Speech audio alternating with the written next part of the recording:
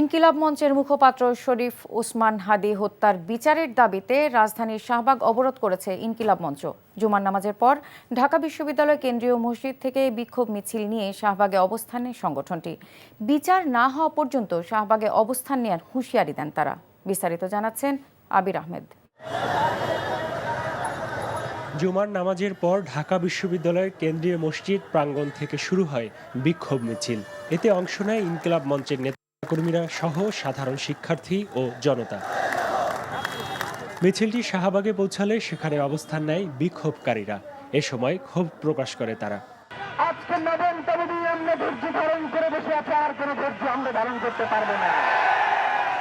এই শাহবাগের জনতা, সেই শাহবাগের কারণে ওসমান হাদীকে বাংলাদেশের জনগণ চেনে, সেই শাহবাগে আজকে এখানে জনতা এসে দাঁড়িয়েছে, তাদেরকে এখান থেকে উঠানো যাবে না।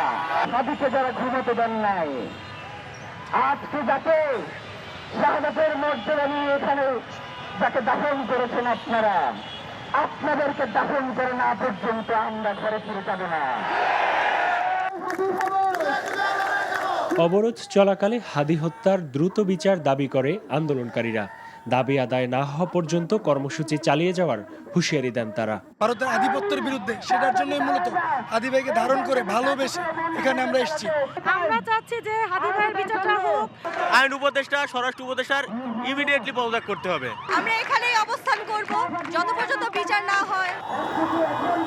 এদিকে শাহবাগ অবরোধের কারণে আশপাশের সড়কে তীব্র যানজটের সৃষ্টি হয়। এতে ভোগান্তিতে পড়ে সাধারণ মানুষ। পরিস্থিতি নিয়ন্ত্রণে ওই এলাকায় আইন শৃঙ্খলা বাহিনীর সদস্যদের সতর্ক অবস্থানে থাকতে দেখা যায়। আবির আহমেদ, এনটিভি নিউজ, ঢাকা।